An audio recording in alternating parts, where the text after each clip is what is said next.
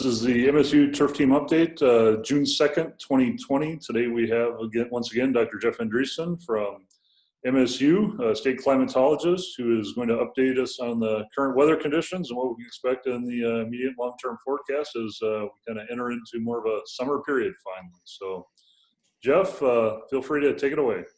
All right. Thanks, Kevin. And I guess the long and the short of it is expect more changes. Which this year is impressive. We've had our fair share. Looking back here at where we've been, a much above normal, warmer than normal week. So we started off, remember, May much below, and we ended up on the other extreme. But mean temperatures for the past week ranging from 5 to 8 or even more degrees Fahrenheit above normal on average. That's the graphic on the left here. Precip was fairly widespread with just a couple of exceptions across the state, but you can see here most of the state had somewhere on the order of a half to as much as an inch. There were some locations in northern lower and in also notably in the western half of upper Michigan that saw more than 2 inches of rain. And some of that I would note too, we talked about this last week, some of that fell in areas that were pretty dry. There now on the other side of the coin here, there also are some areas. The eastern UP had less precipitation, but still an area down here in the southeastern lower that we also mentioned last week that has been missed repeatedly by much of the rainfall, really going back now a couple months. And the percentages of normal here are in many cases less than 50%. This is an area that we need to watch, but it's very different because, again, of the dryness. Most of the dryness is concentrated, again, at the top of the soil profile, but still noticeably drier than much of the rest of the state, where things are still very green and very lush due to all the water we've had so far this season. Put in a graphic here. This goes back to the old Mark Twain comment or quote about liars and statistics. Well, if we look in the middle panel here at mean temperatures for the month of May, and we put a number on there, well, much of the state would be near zero or just basically near normal, to a little bit, maybe a degree or a degree and a half below normal in northern parts of the state. But of course, we all know that that is definitely misleading in terms of what actually happened. On the far left-hand side here are mean temperatures during the first 2 weeks of the month. The lower figure here is the departure from normal. You can see 6 to as much as 10 degrees Fahrenheit below normal for the first half of May. And then, of course, on the other side of the coin, how we finished up, which is we went straight to summer and 6 to 10 degrees above normal with the oranges and reds here you can see. So they averaged out, but again, one of those examples where the statistics just don't do justice to what actually happened. We started cold and we ended up very, very summer-like and warm. And that's after an unusually cool weekend here over the weekend. We actually had some frost and freezing temperatures in far northern parts of the state in a couple locations, but definitely cooler than normal. At the very end of May and the beginning of June, we are going to go back into a summer-like pattern, at least for the next several days. Our degree day totals for the season so far, these are going back to the beginning of March, and with the warm weather at the end of May, we've made major dents in the deficits, and much of the state here, the vast majority, is at or near normal to a few days, a couple calendar days behind normal or lagging behind where it typically is. But now there are some exceptions. Eastern upper Michigan, for example, you can see some areas where we're actually a few days ahead. That's also true in some of the lakeshore areas across lower Michigan. But in general, this particular graphic has changed a great deal in the last 2 weeks from going a solid 2 calendar weeks behind normal to much closer, again, within a few days of where we typically are for the early part of June. Well, where are we headed? I mentioned more summer coming. Last night we had a warm front enter the state, and that's what set off our well, at least some showers across some portions of the state, mainly western and southern lower Michigan here. That was the feature that did that. And if you've been watching the weather maps here nationally, you probably have heard that there's been quite a heat wave out in central and southwestern parts of the country.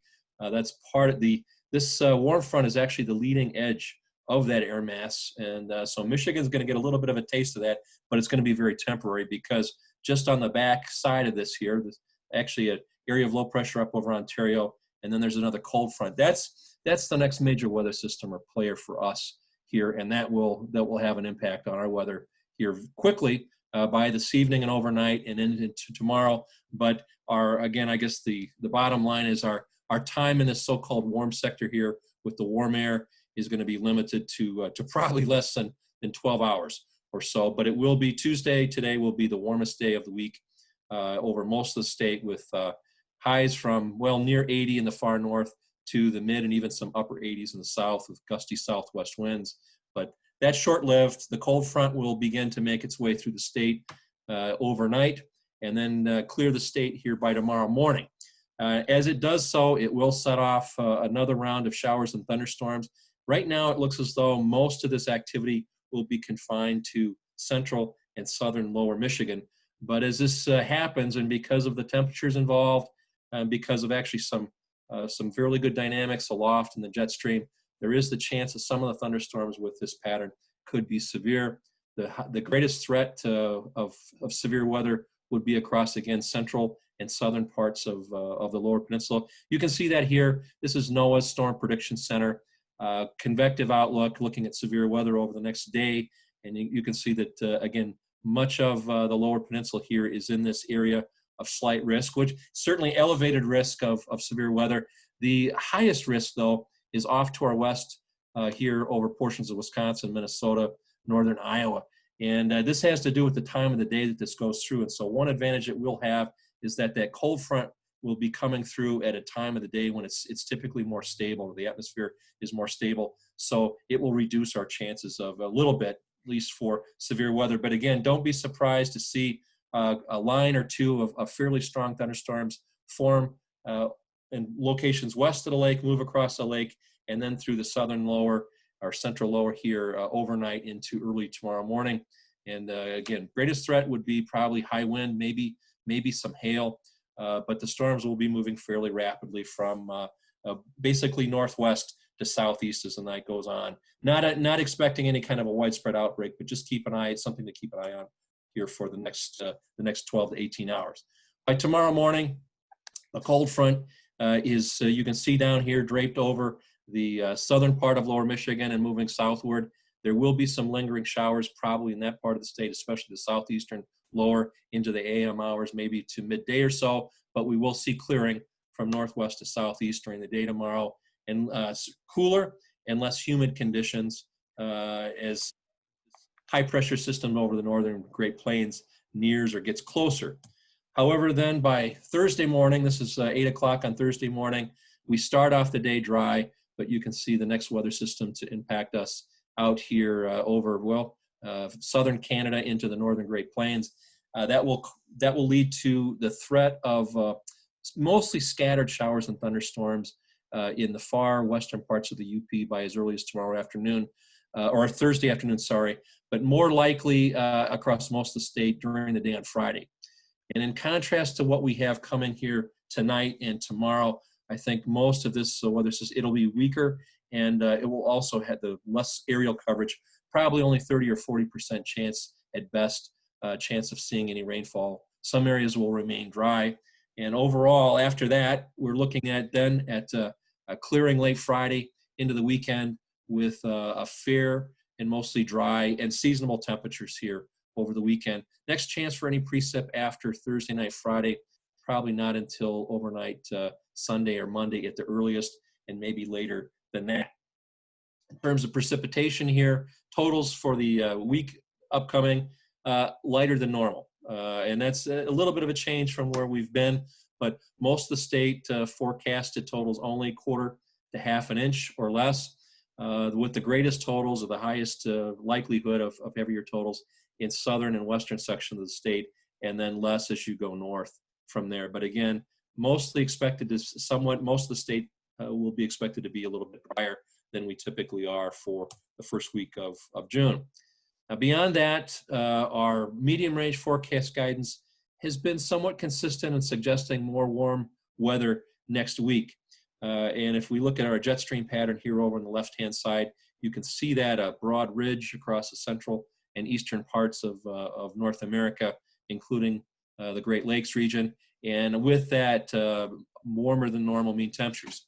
A couple of other things to note here too. With this, we also have an enhanced likelihood of above normal precipitation totals during this. This is the second part of the second week in June, but there are some question marks here. Not all of the models are saying the same thing. So there's one other one here too, and that is that we have overnight last night, we had the formation of Tropical Depression 3 in the northwestern Atlantic. It's down here off the Yucatan Peninsula in the Gulf of Mexico. And most of the guidance here suggests that this will develop over the next couple of days. And if it does develop into a tropical storm, it would be named Cristobal. And many of the models take that north across the Gulf of Mexico and impacting at least northern Mexico or the Gulf Coast here some point maybe next week. And even beyond that, there's a lot of hint that the moisture or the remnants of that could go as far north as up here. And that's why I have a question mark with this. It's a major wild card in our forecast for this time frame, both the 6 to 10 and 8 to 14 day time frames. But also note, because of the model, some of the disagreements, the forecaster confidence in this particular time frame is less than normal. So it officially is warmer and wetter, but I wouldn't be surprised if we have to make some updates by this point next week. So wrapping up, more summer conditions here today, certainly in the next day or two.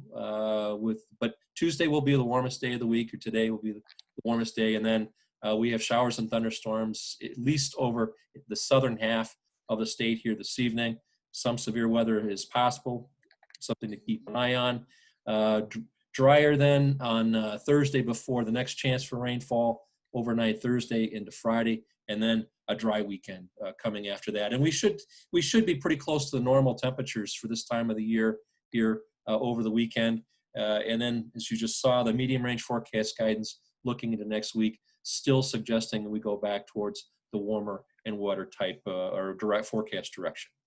And now with that, I'll wrap it up and well, see if we have any questions. Thanks, Kevin. Thank you, Jeff.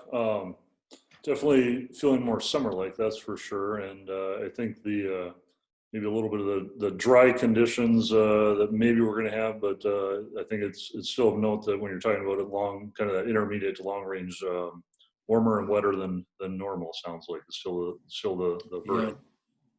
Yeah. It is, but it is. There are locations. I showed you that area down in the southeastern part of the lower. It really depends on where you are, and if you were in one of those counties down in southeast right now, I think you'd be pretty anxious about rainfall coming. And of course, we have other areas where there's still some standing water. What are the primary counties in the southeast that you're referring to?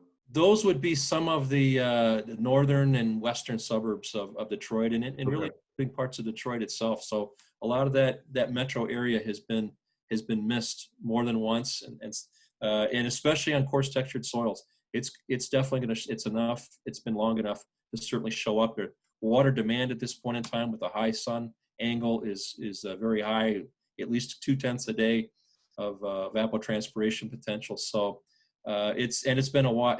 They've been without water here for several weeks, or at least lower than normal for several weeks now. Okay, excellent. Well, thank you, Jeff. Appreciate it, and we'll look forward to the weather this week and some nice summer weather, and then we'll be back with you next week. So thank you for your time once again. You bet. Thanks.